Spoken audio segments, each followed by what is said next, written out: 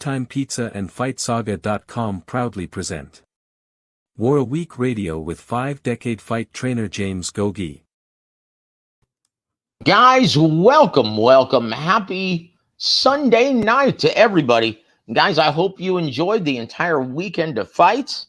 I certainly did. And guys, if it's Sunday night, it means only one thing. It means we're getting ready to pick the brain of the 5-decade maestro, the incomparable Coach James Gogue. James, how you doing tonight, sir? Hey, Joe, I'm doing good. Got a lot of things to talk about that came up in the boxing world you were telling me about. Since you know all the, inside scoop to what's going on. I stay away from that, but I like hearing the gossip. Yep, and it's kind of picks up where we left off last week, right? And we'll touch on that a little bit later. We'll talk about Deontay Wilder and Andy Ruiz being let go from Al Haymon and PBC, becoming officially free agents. Both of them, right? Joe. Both of them, yes. And once again, we told you guys this was going to be an issue with both Deontay Wilder as well as Andy Ruiz. The money's just not there. Piracy is crushing and changing the sport as we know it. Illegal streaming, that's everything. People talk about, fighter, they don't get the best fights possible. Well, look, something's got to give. Either fans need to start financially supporting the sport and purchasing these events and subscribing to these platforms, or the fighters are going to have to start making the appropriate adjustments to their expected purse demand. And neither one is happening now. So what you're going to see, more guys getting let go who are expecting these mammoth purses on a regular basis.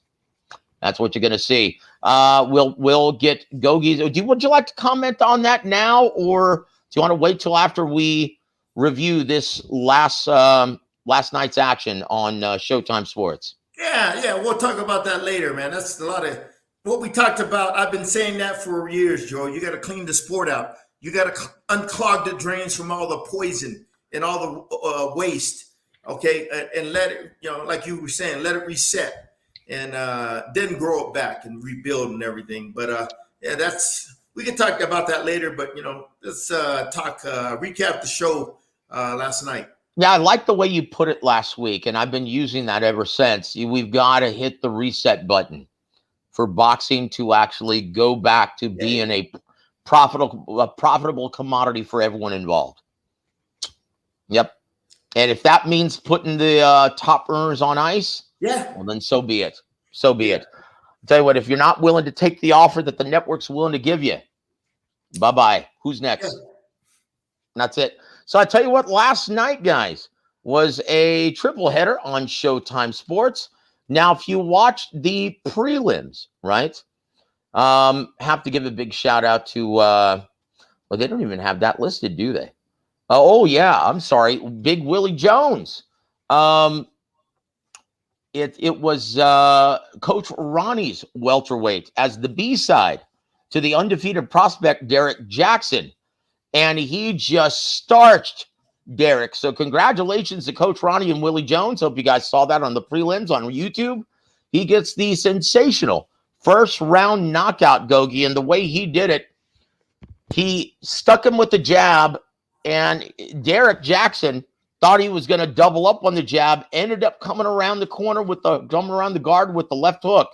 Never saw it coming. You could have counted to 20. Ref stepped in and stopped, called a halt to the bout. So congratulations to Coach Ronnie and his welterweight Willie Jones. But in the triple header, Coach, in the main event of the evening, Subriel Matias, in a long-awaited title opportunity for the vacant IBF title at 140 pounds, comes victorious, gets forces Hermes Ponce to, quit on his stool after round number 5. He gets it, the 5th round knockout officially, and he becomes the new IBF 140-pound champion. Coach, you called it. You stated last week that the conditioning and Subriel Matias training in Mexico in the high altitude was going to be the difference in the fight. Is that what you saw last night? Oh, without a doubt. Going into the fight, I told everybody he's going to, I heard a lot about this guy. I heard he's a rugged pressure fighter, like in the mold of Maidana. But I never seen him fight. But I've seen a lot of fighters from Argentina, and they're pretty much like a cookie cutter. They all come from the same mold. And Yep. he came out smoking, going for that first round knockout. I go, man, he ain't gonna be able to keep that pace, for 12 rounds against a guy like Matias, strong, sturdy, heavy-handed puncher, volume puncher too. And Matias, everybody thought he was, man, there's people don't understand boxing. Matias was being nice and calm and cool, was coming out. He got hit with some shots, but didn't get hit with a lot of them. He was blocking a lot of them, keeping his composure and poise under the under the line of fire. Okay, he was just calm, waiting for his turn. Okay, his opportunity, and it came. As the fight went on, the other guy couldn't keep at that pace, and man, Subriel. He trains, like I said, in the high altitude out of a town. I can't pronounce the name of it. Right outside Mexico City. It's like damn near 8,000 feet. And when you train in that high altitude, your body gets in condition like 3 times better, 2 times better, 3 times better, I think, than when you train at altitude like the other guy. The other guy trained in Argentina at sea level. You could get in great shape, and you could build a level of toughness and resiliency at that level. But when you start training in them higher altitudes, your level of mental toughness and resiliency, goes up and everything, and your physical toughness and your conditioning. And, I tell you what, damn, he better be glad they stopped the fight, because Matias was just getting warmed up, baby. He was just starting to get loose, man, when they stopped the fight, man. Yeah, it's that conditioning, they do over there. Who else trains up there, Joe, with him in that same little town? Who, brother? William Zepeda. Oh, well, that makes a lot of sense. Look at his output. Yeah, exactly. Yeah, when you train in that altitude, you can maintain that level of consistent high punch output, for 12 championship rounds and everything. To me, that's the secret, man. People don't know that, but because they never trained in this altitude. But this is one of the reasons why I moved here into Mexico, because I live in a place, it's like 6,000 feet, but I like to go to eventually I'm gonna go to a higher place to get that like I said, that higher level of conditioning, which is going to bring that mental and physical toughness, that mental and physical resiliency in you're going to need when you're in a championship level fight. But that Matisse, boy, he was just like, God dang, that's it. I was just getting warmed up. I know, Joe, when somebody's just getting warmed up, man. He was built for the marathon. This motherfucker was built for the sprint. All right. Indeed. And I tell you what, it showed in the beginning of the fight. In the opening round, Coach. Was good, in the opening round. Oh, my gosh. Ermias Ponce was on fire, throwing 96 punches compared to Matias's 38, landing 28 and then 29%. And Matias, well, he was happy only landing 11 of 38. But when you get in that great shape, you're able to recover very quickly, aren't you, Coach? Well, he wasn't hurt or anything. He was just waiting for his opportunity. He stayed calm. You could see it in his face. You're right. Yeah, he was calm. He was like, man, okay. He knew it was going to be a marathon, not a 3. Hey, it was a 3-round amateur fight. Matias would be like this. They'd be putting a gold medal around his fucking neck. But this ain't the amateurs, baby. This is the pros. It's a marathon, a grueling marathon, okay? Yep. An amateur is a sprint. A professional boxing is a grueling marathon.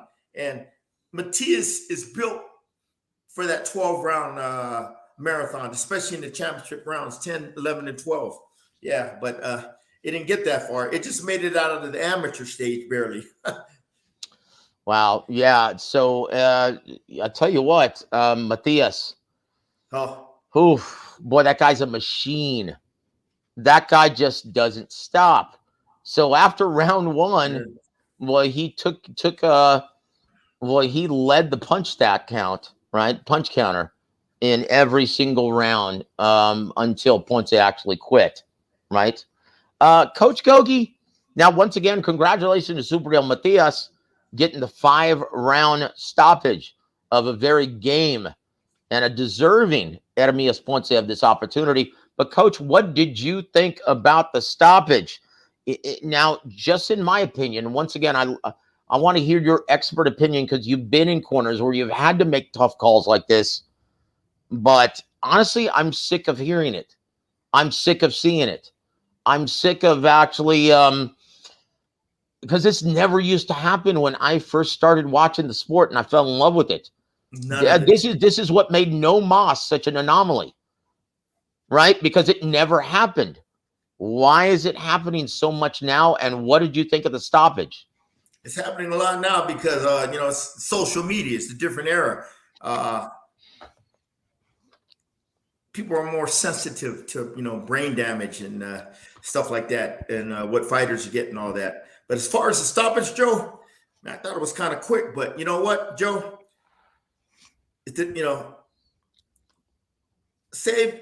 Honestly, Joe, his fighter, if he would have went out there the next round, he would have just kept on taking more punishment and taking a worse ass whooping. Okay, it's better for him that it was good of his people to stop the fight, to let him fight another day without taking a maximum amount of damage. Okay, don't forget, Joe, this guy could fight another day. Now, if they would have shoved him out there. Hey, you go out on your shield. That might have been his last fight. Yeah, well, that's what I'm saying. Do you think Superreal Matias's reputation preceded him because he has ended a man's life in the ring? And once again, rest in peace to the gallant Maxime Dadashev, right? Maxim, yeah, Maxime, yeah. Yeah. Honestly, do you think maybe his reputation preceded him and his trainer said, you know what, guys, this isn't going to get any better. We're going to pull the plug. Yeah, they were like, man, they were smart. They were like, man, this guy's too strong. He's heavy-handed. My guy is starting to slow down. He doesn't have that physical strength or conditioning or the juice the conditioning the other guy uses.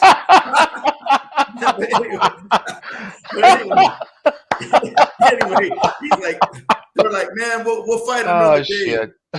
We'll fight another day. So you think Superreal Matias is on that all egg diet like Conor Ben? No, I was just joking.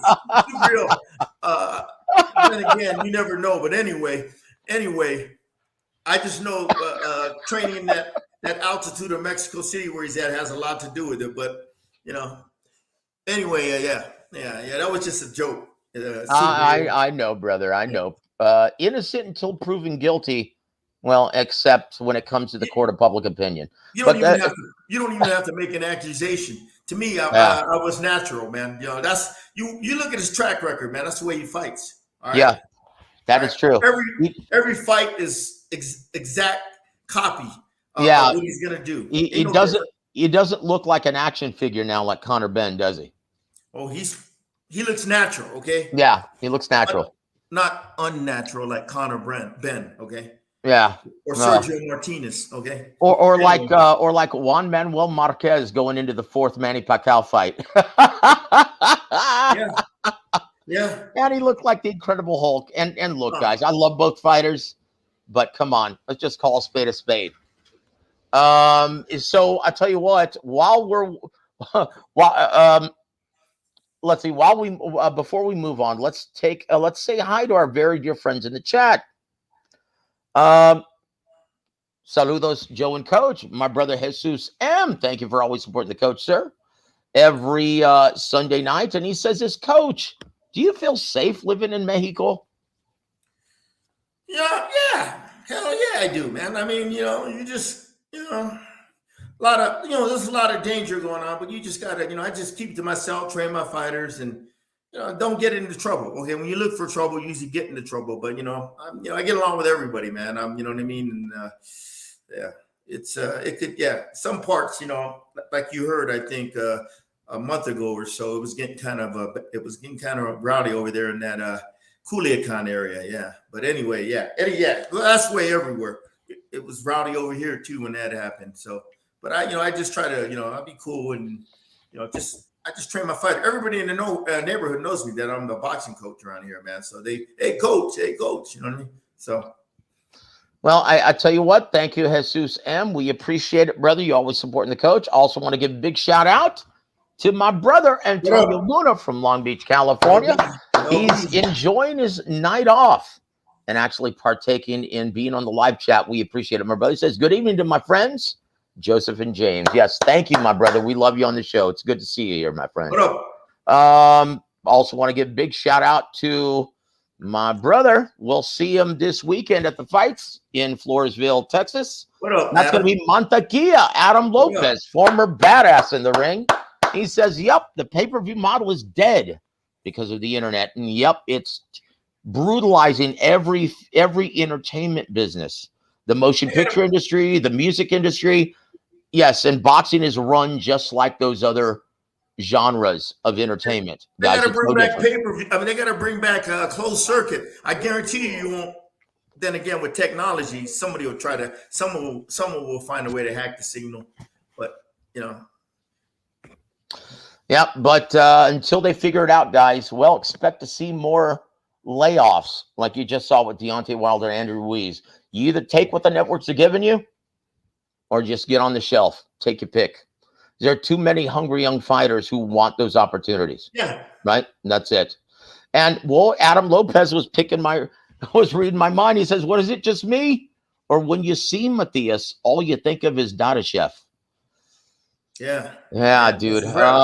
It's so unfortunate, guys. But, yeah, these things happen. And, now you're making me feel bad and saying, I'm tired of seeing these early stoppages.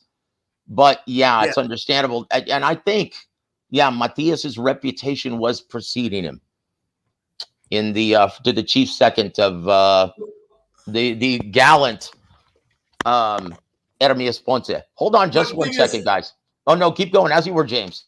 Yeah, the thing is, if you're a smart quarterman, you see that, like, oh, man, my guy ain't got a chance to win this fight. The tide started changing.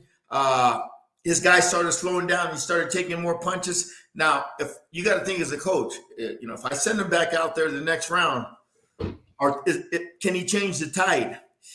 What are the probabilities of him changing the tide and getting the momentum back on his side? To me, it was slim and none because, number one, this guy was just starting to get warmed up. And what's that guy's name? Ponce?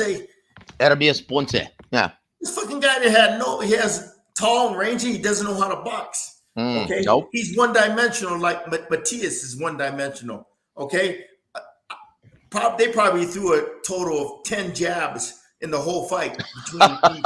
All right, that means they're one-dimensional. It's just Matias is better at that one-dimensional game than Ponce and everything. Well, here, check it out, Coach. I'll look at the punch stats. I've got CompuBox right in front of me. Do you know how many jabs Ermias Ponce actually landed in the fight? 5. Okay. 5 over 5 rounds. Yeah, I know they weren't throwing him enough. I know that. Well, like you just stated last week's show in your preview, and you called it brilliantly. You said, "Hey, you know what? That pressure style might be successful in the UK against guys like Louis Ritson, but you're going to be fighting a guy like Matias who trained in Mexico in the high altitude. Best of luck." Yeah, they don't prepare. They don't. You know what? He probably has some badasses over there. He spars in Argentina. But the thing is, it's the conditioning Matias was in. Okay, where he can, like I said, he's built for a rugged 12 round marathon championship fight. The other guy, you know what I mean? He trains at sea level. He's built for 12 rounds too, but not when he's fighting a guy like Matias that, that has a similar style. Matias is better conditioned, heavier handed, sturdy chin. Okay. Yep. So all those factors and everything. So, but Matias, he's going to be a handful, but there's fighters with certain styles I don't think they'll have a problem with them. Want me to give you an example, Joe? Let's hear it. Devin Haney, when he moves up to 140, I don't think he'll have that's tailor made for Haney. A guy like that that just comes forward. Haney with his superior athleticism, his footwork, his speed, his reflexes, his counterpunching, and that jab. He'll pick Matias off all night, box circles around him like he did. What's that guy's name? Cambosos. And just stay at range and bang, bang, just working that jab. It'll be a boring scientific fight. But he'll win the fight against Matias, who will just keep coming forward, don't know how to cut off the ring, doesn't have the quick feet. I haven't seen him yet, or the lateral movement, to knowing how to cut the ring off. Doesn't use a lot of jabs. Trying to close that distance on a guy like Haney, you're gonna get picked apart. A guy like Haney, who has good feet, who could go the 12 rounds using his feet. His that jab though is gonna be the key. His feet and his jab and his reflexes and the sharp punching. He don't have to put 10, 11 punch combinations together, Joe. He could pot shot this guy 1 or 2 shots, 3 the most, get out, move, and box him intelligently for 12 rounds. It'll be a snooze fest, but he'll beat Matias, 10-9, 10-9, 10-9, 10-9 and everything. But guys like that, guys that don't have that mobility to move and use that ring. If you stay in so you see it looking like Amir Khan versus Marcos Maidana. That's how you see it playing out. Look, once he gets his range, and you try to get in a firefight with Matias, game over. Okay, he wants you right there where he can set his feet and get that momentum by putting his combination punches together. Okay, he don't care if he takes a couple punches because he knows his chin is solid. Okay, his conditioning is good. If he gets hurt, he'll snap back. He'll snap out of it and come back. Okay, but if you give him movement, he's got to reset his feet. He can't get that when he can't get his feet planted. He can't get that momentum he needs to get his combinations off. Get into rhythm, I call it. Yeah. Well, that's basically it. Yeah. But a guy like him, you know what I mean? Man, he is. But other guys that are stationary or don't move as good, he'll get to you eventually, especially in the back half of the fight when your legs give out. Yeah. That's an excellent observation, Coach. And once again, we learn something new every single weekend. But I will say this, guys, you don't have to worry about that matchup taking place because his path of progress is already mapped out for him. He's going to be taking on and unifying the weight division later on this year, facing the winner of Alberto Puello and Rolly Romero coming up in April. Okay, he's going to be fighting them guys then. Okay. He's going to be fighting the winner. I tell you what, let's just pray that it's Rolly Romero. I would love to see that fight. Yeah. He could take Romero's best punches, okay? They will. Puello, that would be a good fight because, that fight will end up close like that, against that. But for the fans, yeah. Well, I would love to see Rolly Romero. Yeah, but he's a handful. Yep. Matias is a handful for wherever he fights. Yeah, he's a professional. He's a professional, world-class fighter, world champion now. Well, I want to thank you. And yes, rest in peace, Maxim Dadashev. That's such a shame. I tell you what, I want to give a shout out to our brother Khalid. He says, salute to y'all, man. Best boxing talk on YouTube. Thank you, my friend. And I just wanted to report, in case you guys are keeping score, we need 3 more subscriptions to get to 1,000. Yeah. How do you like that? 3 more. It's going to come, guys, but I feel like I'm on a Jerry Lewis telethon or something by announcing that. 3 more, ladies and gentlemen. Hey, by the way, Khalid, you're from D.C. or Philly? I don't know. I think Khalid said he was from New York. Was it New York? Or New York, yeah. Want to give a shout out to also our brother Tycho TV. Salute Coach Gogue. Thank you for always being here, supporting the coach, sir. Salute to you, my brother. Thank you for always being here. Also want to give a shout out to my brother, John McSmith. Salute Joseph and the living legend, Coach James Gogue. Tough loss today, fighting Illini. Must be He's basketball season. talking about NCAA basketball. Yeah, we're getting ready for March Madness, brother. Ooh, okay. Yep. Tell you what, Plant versus Benavides pay-per-view during March Madness. Ah. Yeah. Why, guys? Why, man? Yeah. Why would you stage that pay-per-view during March Madness with all of that free sports entertainment during the day on CBS? Well, let them find out the hard way, Joe. All right. When they don't do the numbers, when they don't do the brother. numbers, when Benavides thinks he's going to be the next pay-per-view star, okay, we'll see. Prove it, boy. baby. Oh boy. Oh boy. Hey, Joe, I mentioned on my Instagram post, okay. I got a lot of followers lately. I don't know how the fuck they find me because I try to be low key, but I've been more open to letting people into my world lately. Okay, so I got over 1,000 in one day followers. Yeah, but anyway, you there, Joe? I'm right here, brother. I mentioned, I put a picture of the 1996 Olympic team because my guy was on there, Clay Bay. He was the captain of the team, and USA Boxing 96 was the last great Olympic team. The reason why I stated that, because there were not only 6 world champions, but there were 2 pay-per-view superstars on that team, Floyd Mayweather and Fernando Vargas. The last 2 pay-per-view superstars that came out of USA Boxing. Since then, USA Boxing has not had a legit superstar pay-per-view attraction. What I mean, a pay-per-view star, I'm talking about a guy that could, pull $500,000 or more consistently, not Tyson Fury. I'm not Deontay Wilder, where he fought Tyson Fury one time and he did 850 and he thought it was because of him. What happened the next time? His pay-per-view numbers stunk.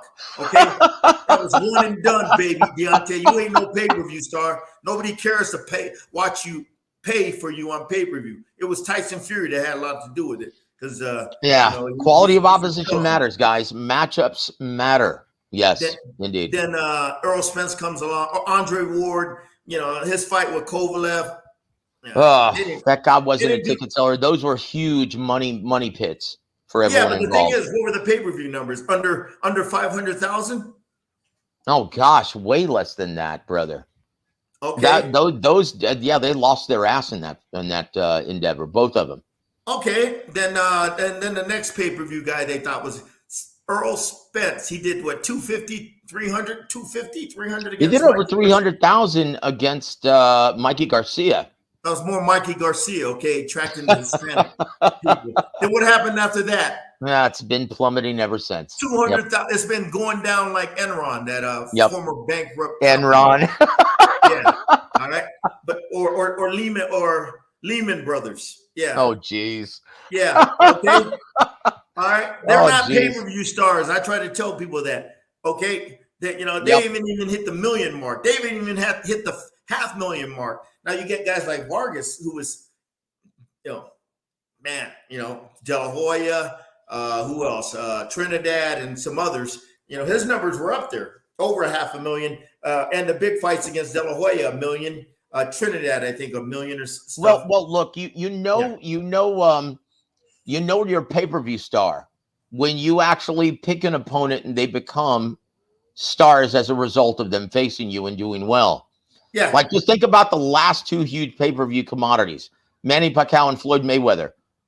They became mainstream attractions after they beat Oscar De La Hoya. Yeah. Right?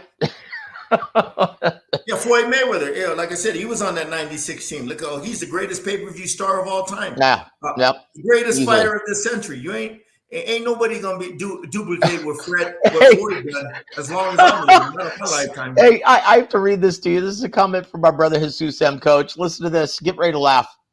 Elvis Rodriguez says he wants the winner of Matias Ponce after his fight on Saturday. Elvis, wake up and smell the coffee, okay? You ain't ready for that guy. Joe, geez. You can see he's got a lot of physical talent. I like when he was coming. I'm like, natural physical ability, yep. Tall, rangy, athletic, can punch, but he's not getting any better. No. In fact, I thought they really jobbed Joseph Adorno. Joe, he's not fighting enough. That Rodriguez, okay, he's not staying Yeah. busy enough to get better, and Hmm. other reasons why I don't want to talk about. But he's not getting better. He's not fighting enough consistently to Yep. get better. Yep. And it's funny. It's like everyone looked at that weigh and saw how much smaller a natural lightweight like Joseph Adorno was. Boy, he came to fight, and he showed everyone that he can fight. Yeah, And I hope Joseph Adorno gets another opportunity because he really put forth a great effort. yeah, And I thought the refs really jobbed him, scoring that slip a knockdown, and yeah, ultimately yeah, the yeah, difference in the fight. So yeah. I tell you what, but yeah, Jesus, yeah, Elvis would last Yeah. maybe 5 rounds like Ponce, He gets maybe. in a firefight with Matias. Yeah, Yeah. Want to give a shout out to my brother Ponce. Punchy, Sweet Amber. Yes, indeed, sir. Well, no, I gave up Sweet Amber for Lent, right? During this Lenten period. I'm abstaining from all alcohol, brother. How do you like yeah, that? yeah. Yep. Us wacky Catholics, and there you go. Uh, but hold on, brother. Let's see. Oh, Joe, I forgot to have a shout out to a friend of mine I just met, a new Instagram follower. His name is, I think, Waring.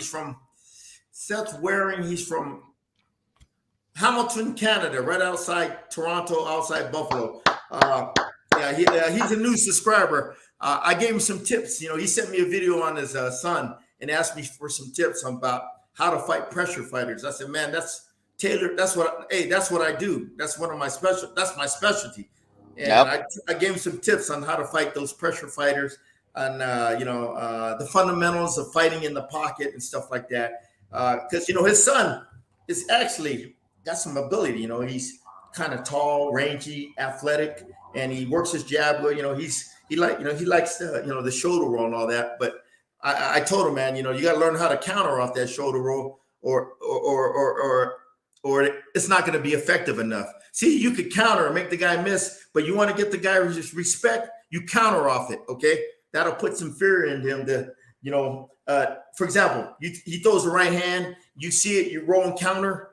Okay, it's gonna put some fear in him. Like, oh my God, I don't want to throw that right hand again. It puts some hesitation in your opponent because you're not gonna want him to throw that right hand because you might get countered with that roll counter right hand. And because when you do it, when he's coming in, he throws that right hand, you roll and counter, you walk him right into that shot. It doesn't feel good, man. And that's the respect you need, man, when you make a guy miss, especially off a shoulder roll counter. And I was telling him, man, you need to counter more off that shoulder roll. And I was giving him little tips in here and here on, like Joe, I'm opening up myself now, man. I'm not keeping this shit with me. All right, I'm opening up, sharing my knowledge with me, and Good for you, he Coach. appreciates what I'm doing because the stuff I'm teaching him, it ain't bullshit. It's world class stuff, man. Not too many people know how to teach and That's develop right. that in a fighter. Okay, and his son, great. He's just got to learn how to work his jab and the feints and all that. He's only got 8 amateur fights, but you teach him all the stuff, he'll start growing and evolving in the fighter. But if you don't teach him all these little things, he's going to stay the same. You're not going to grow and evolve. And I see a lot of fighters, like I told him, my guy showed him on video sparring. I go, if I didn't teach him all those little things, he would have been that same fighter 10 months ago when he came to me, limited. Now I've added a lot of dimensions to his game, like the shoulder roll counter and all that. He was like, because I showed him a video on my Instagram where he was fighting this little strong, heavy pressure fighter, and he was picking them apart, man. He was like, that's what my son needs. He's not comfortable in fighting guys like that. You know what I mean? I said, hey, join the club. A lot of them aren't. You got to be taught the skill sets. Yep. Skill set and mentality. So with that said, Coach, I'm going to bring this up again, brother. How do you think Haney versus Matias plays out? Because our brother Montequia says this. I have to disagree, Coach. Well, me, how it would play out? Get your coffee because it's gonna be boring. It might put you to sleep.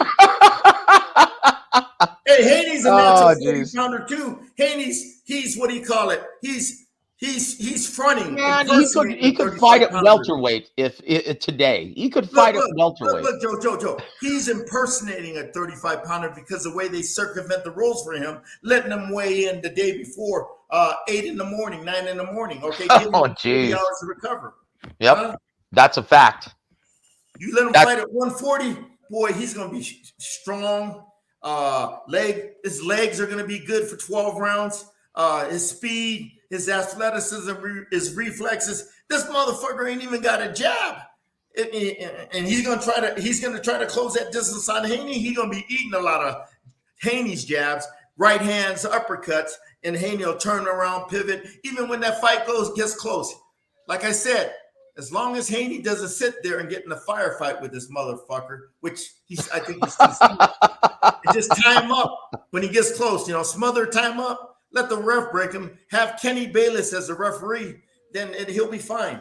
All right, but Adam, if he stays there and gets in a firefight, anybody's in trouble with this motherfucker. But if you box him intelligently using smart tactics, and Haney, man, if I talk to the Haneys and told them they'll take the fight in a heartbeat, there it is. This is the champion that's tailor-made for Bill. This guy's tailor-made for his son, and he's right. That's it. Want to give a shout out to my brother Roscoe Jones. Salute Joseph. Play it. Hey, brother, thank you for supporting the coach on this Sunday. It's good to see you. What up, Roscoe? Want to give a shout out to also Eddie Wap. Salute to you, brother. Thank you for being here for the coach. We appreciate. And he says, PBC is effing up with the pay-per-view. And we talked about, putting look, guys, to be honest, and let's just be fair, right? The networks determine whether or not an event goes on pay-per-view. When they pay the licensing fee and guarantee these big purses, it becomes their event. This is Steven Espinosa's decision, not Al Heyman's. That's true. So let's just be fair. So if you're going to get mad at someone, get mad at old Stevie. And it's hard to fault him because, once again, the reason why it's on pay-per-view, it's out of necessity because the ratings aren't there. So if you're going to guarantee that kind of big purse, it's like they feel compelled to put it on pay-per-view exclusively. Just try and get some of that money back because you're not going to get it in ratings. That's where we are in boxing. So here we are, Antonio Luna. He says, a question for the man who always knows ins and outs of the business. He says, I thought you were referring to Coach. That's how I learned from Coach and Don Chargan and Emmanuel. So let's ask Coach, with everything that's going on with the PBC, what's PBC's next move? Joe, Coach? You know that? Shit, you talk to Steve. Can I say it, Joe? No, you can't. All right. You talk to, you know everybody in the business. Shit, the hell you... No, man. You're asking the wrong guy. No. In your opinion, though, Coach, what do you think is next for BBC? Do you see them trying to work with other platforms like DAZN? Do you see them trying to make more inter-promotional events with Top Rank? Do you see them trying to go that route? Because I already see it with Tank versus Garcia. This is the first step. Hey, man, they better. Or they're not going to survive much longer. You're a sinking ship, baby, Antonio. Yep. You're a sinking ship, man. Well, look, guys, and that's one of the reasons why, Al Heyman is like, hey, if you think you can get a better deal somewhere else, go get it. Okay? And you know what? He's reaping. We reap what we sow in this business. He's right now reaping the bullshit that he's sown.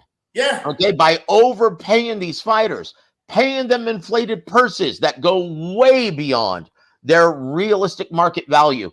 This is what you get. This is what you get, Al Heyman. Now he's learned. He has a great boxing guy, one of the best matchmakers of the last 20 years, Tom Brown, in his ear now, and he's actually listening. This is why we're getting a better product. This is why we're getting a better product than PBC than we were 3-4 years ago. Look, Al Heyman, even though he's an experienced, he's a very good attorney, knowledgeable promoter in music, he wasn't a boxing guy. he is still learning on the job. Hey, honestly, Joe, Yep.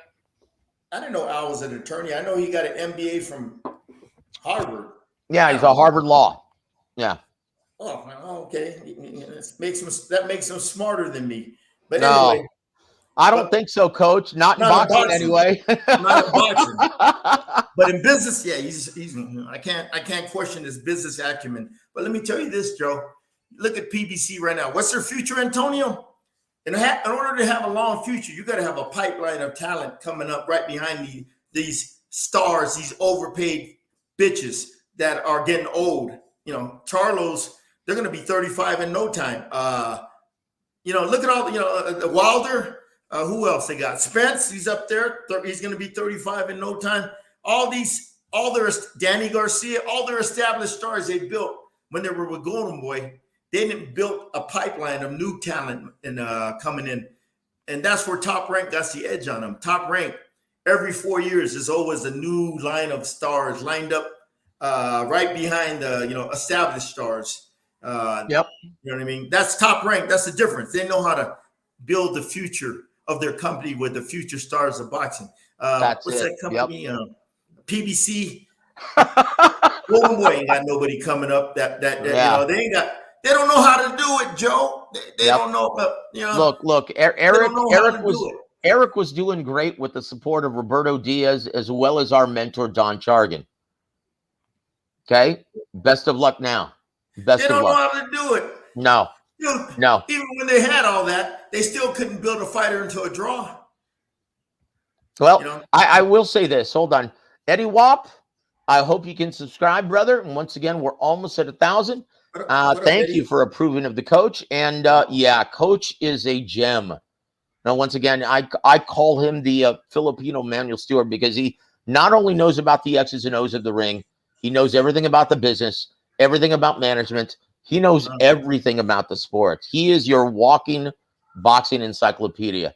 And it says, James Gogue would make a guest over at what Repit channel? What's that? Well, I hate to say this, brother, but he's exclusive to Warwick Radio. This is basically our channel. Like Gogue, there would be no Warwick Radio without James Gogue. But hey, if you think he'd make a great guest, we'll look into it. What Repit? Is that like Dante's Boxing Nation? No, stop it. God, I hope not. Well, look. If Eddie is wise enough to understand and ascertain that you're an awesome guest, well, then I highly doubt what Repit is boxing's Dante's racist nation. Is it Joe? I'm a little old. I'm not on YouTube. I'm learning this technology. What is that? A boxing channel? I have no idea. We'll have to look it up. But I tell you what, thanks for putting out that info, brother. We'll look into it, my friend. Thank you for being here for the coach, Eddie. And please subscribe if you haven't already. Please hit the like button as well, guys.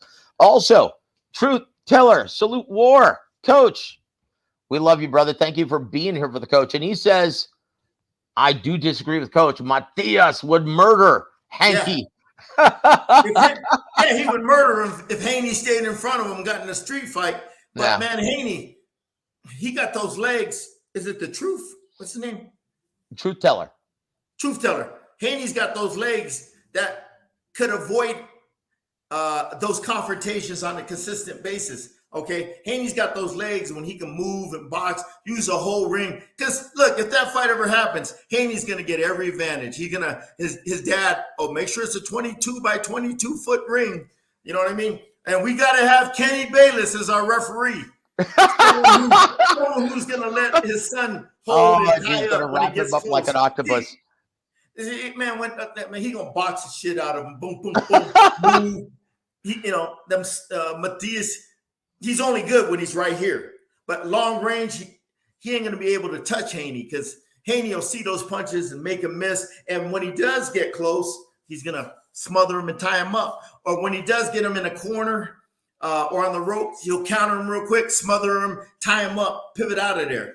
Okay, bring it back into the center of the ring where he has maximum use of real estate, where he can move, wherever he wants in that ring. As long as he fights smart, intelligently, and just keeps it basic, fundamentally,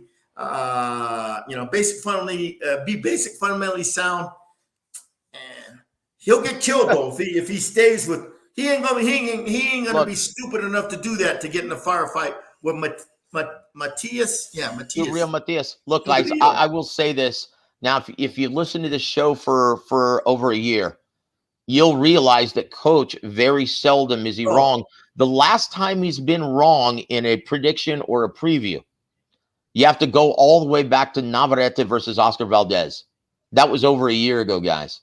That's the okay. last time he's been wrong about a No, prediction, a pre-fight not prediction. Navarrete. Punching bag, but Oh, no, no, no. I'm what's sorry. that? Not Navarrete. Alacran Burchelt. My apologies. Yeah, That, man. that was well over a year ago. You have to go back. So I will say I don't this. know if I don't know if they drug tested him back then No, either. stop it. You have to, well, I will say this. Eddie Wap says this. New subscriber here. Thank you, my friend. He says, I would like to see the coach over at What Rep It channel Thank for you, an Eddie. interview. His knowledge is next level in and outs of boxing. You know what, man? That's Just right. because you're acknowledging the brilliance of the coach, right? We'll make that happen, brother. Please give me your. Is Eddie? Is that your boxing channel? What Rep It? Yeah, what Rep It? Guys, I tell you what, Eddie Wap, let me put this on here. This is my business email. I'll go ahead and put that down there. Send me the channel's information. We'll get that set up for you guys, okay? Because yeah, Coach Gogue is a boy. He's a diamond in this rough of the YouTube boxing community. Hey, Right? Eddie, look. Nobody knows me in the general. I'm not famous like, all these trainers you see, all that. Because, I'm not in the spotlight. I don't have no big team. I don't have a big name fighter to make me look good. But you talk to anybody in the boxing business that I'm talking about the shot caller in boxing, guys at Top Rank or Golden Boy or whoever, man. They know me. They know me. They know me way back in the days, okay, from the 90s and everything. But, guys, new fans in the business, new coaches, they don't know who the fuck I am, but the old time coaches, guys, legendary coaches, they know who I am. Oh yeah, That's it. Hey, ask Joe; he'll tell you. They know who I am. Yeah, everyone in the business always asks how James Gogue's doing whenever I talk to him because they know I'm affiliated with James every Sunday. They all know me. And everyone loves Gogue. They always, and even if they don't like him, they respect him. Yeah, they respect me. Yeah, they might not like me, but because I'm tearing them, but they respect my knowledge of being in the business. That's all I want. Just be respected. I tell you what, guys, and unfortunately, something's come up. We're gonna have to cut this one short. We're only 50 minutes in, but guys, want to go down the roster very quickly to our extended family members of What We Created. Want to thank them for being here, supporting the coach every Sunday. EJ, our brother Electro Jed, thank you for supporting the coach this Sunday. He says, how are you guys doing today? Hello, Joseph. Hi there, coach. Hello to you, brother, and thank you once again for supporting the coach. Let's see who. Let's see. Oh my gosh, Big Luke, my brother, Big Luke. Thank you, brother, for always being here and supporting the coach. He was one of our listeners and one of our friends, extended Warwick family members, back when we were on the Pugilist Corner on East Side Boxing. Shit! You remember What that? up, Big Luke? Yeah, that's when we started. Over 10 years ago? Yeah, he was hanging with us. I think this is our 11th or 12th year. Thank you, Big Luke, for always being here, my friend. Luke, We love you, brother. Seen, 10 years, I've grown a lot. I was in the business a long time back then, but 10 years, I've evolved even more. That's my goal in life. It's just keep evolving as a coach. You were brilliant back then. I don't want to hear it, man. Oh, I'm a lot better now, man. I'm a lot better. I'm a lot sharper now. That's a scary thing. So I will say this. Hold on. Adam, let me scroll up. Adam said this, and I remember this cat. He was what I used to call one of the carving knives of boxing. He would give all of their young up-and-coming prospects a really tough test. And he says, one of Coach's fighters had one of the best shoulder rolls I've ever sparred with. That's Pablo Ramirez. Oh, you sparred Pablo. Pablo is a two-time national Golden Glove champion. Let me tell you something about Pablo. When I first got him, he was just... He was nothing. He couldn't even win state. Guys like Josh Franco would beat him. To get out of state. In order to get to the national Golden Gloves, where all the big boys are, all the other state champions, you had to win state. He couldn't even get out of state. So when I started training, I'm like, man, you got a lot of work. so I started training them, teaching them professional techniques like the shoulder roll and all that. After a year and a half being with me, he started becoming more proficient, in it, making people, and I taught him how to fight in the pocket too, how to move in the pocket, how to move his head in the pocket. Brandon Figueroa used to beat the shit out of him every time they sparred. He couldn't go 3 rounds, but once I started teaching him how to handle that pressure, he could go 8 rounds with Brandon. I seen it one time. I was like, okay, you're getting better. You're getting it. Brandon couldn't hit him, had a hard time hitting. He was countering on Brandon. And Brandon was like, yeah, Brandon was a big dude. Papa was only 108 pounds. Yeah. And he started evolving and developing those professional skill sets I put into him. But in 2015, when he won the National Golden Gloves, he really put him on display. He got outstanding fighter of the tournament. Guess who we beat out, Joe, in 2015 to win that Golden Boy Award? Who? Jaron Enos, Shakir Stevenson, and Teofimo Lopez. Wow, that's amazing. He got the outstanding fighter of the tournament. I tell you what, guys. My guy had better skills than them guys back then. Oh, yeah. I tell you what, brother. You guys, I just put up a link from my brother Rodney Green, and he shot this, I think, about 10 years ago at an event in Corpus Christi. He was actually shooting footage for FightSaga.com back when we just started. And guys, check it out. It's Coach Gogue educating all of us on what the first thing to do to actually, before you try to implement that shoulder roll, well, he breaks it down brilliantly. Guys, check out that video. It's outstanding. And once again, we all noticed that Gogue was very special back then. And if he's gotten more intelligent and more insightful, that's a scary thing, guys. To me, I was a novice back then. Now I'm a lot sharper. I'm a lot more polished. I went up the levels, okay, Joe? Well, I tell you what, Coach Gogue, I hate to do this. And once again, because we're having to cut this short, it almost feels like we're just getting started, Gogue. I got time, Joe. When we're on a roll, I don't have the time. No, I something came up, and I'm saying we have to call this short. We're 53 minutes in. So, what time do you get out of work tomorrow, Gogue? Would you be able to do a show tomorrow, part 2, so to speak? Shit, that's kind of hard on a weekday. That's tough, Joe. When I'm getting ready for fights coming up. Yeah, I know, brother. We'll see. We'll try a midweek show. Hopefully, Coach Gogue's schedule will permit. But want to thank everyone for joining us. Guys, it felt like we were just getting started. My apologies, guys. I didn't know you spar Pablo. Yeah, that's the product of that's Coach Gogue's handiwork. And once again, he's that shit before, man. I used to train when we first got there. I was like, oh Jesus. Well, thank you for bringing that up, Montequilla, and I will see you this week, man, at hopefully at the fights in Floresville, at least at the weigh-in, brother. It's going to be an excellent event. And guys, once again, if you haven't gotten your tickets for Garcia versus Acosta on March 3rd, it's going to be this coming Friday in Floresville, Texas. Yours truly is going to be there. We're going to be calling the fight. And, we hope to see everyone out there. But, Coach Gogue, you have any parting shots for everybody? Now, who's calling the fights with you, Joe? I don't know yet. It's a surprise, I guess. It's going to be determined by Rick Morones Jr. Yeah. Oh, okay. No, it's a damn shame you're not in town, Gogue. I would love to be calling the fights with you. What a treat that would be. Yeah, I'd have to watch my language. You know what I mean? Well, it would make my job easy. The only thing I'd be doing is calling the. I wouldn't have to say a damn thing. I would just put my mic down and just listen.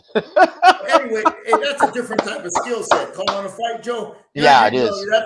Hey, that's up your alley. Okay, that's something I would have to polish up on. I can talk about boxing and all that, but when you go out there and call a fight, and you're trying to communicate to the audience the ebb and flow action of a fight, the adjustments a fighter should make, each fighter should make in the fight.